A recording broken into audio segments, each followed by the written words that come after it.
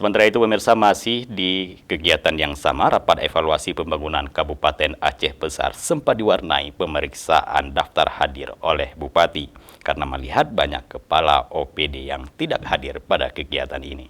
Kalau misalnya tidak evaluasi, ini nah evaluasi sebenarnya. Evaluasi itu melihat kinerja.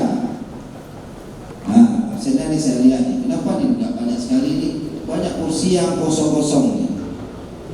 Kalau tingkat evaluasi itu diwakili gimana? Ketegangan terjadi saat Bupati Aceh Besar meminta daftar hadir dan mempertanyakan ketidakhadiran beberapa kepala OPD pada rapat evaluasi pembangunan Kabupaten Aceh Besar. Staf ahli nggak ada tiga-tiga ya? Inspektorat mana inspektorat?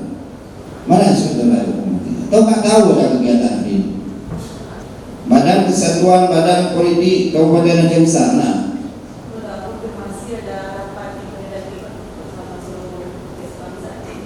Dinas Perpustakaan dan Kearsipan Kabupaten Aceh Besar. Oh iya. Dinas Komunikasi Informasi Kabupaten Aceh Besar. Mana Abu Bakarnya? Abu mana? Dinas Pariwisata Pemuda dan Olahraga. Dinas Ketenagakerjaan dan Migrasi Kabupaten Aceh Besar. Ada alasan nggak? Pemuda olahraga nggak alasan nggak Pak Asisten? Dinas Pemberdayaan Masyarakat Kampung, BPM. Mana BPM?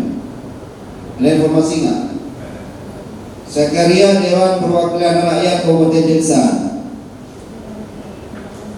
Bupati Mawardi Ali menyampaikan rapat penting ini seharusnya dihadiri langsung para pimpinan OPD.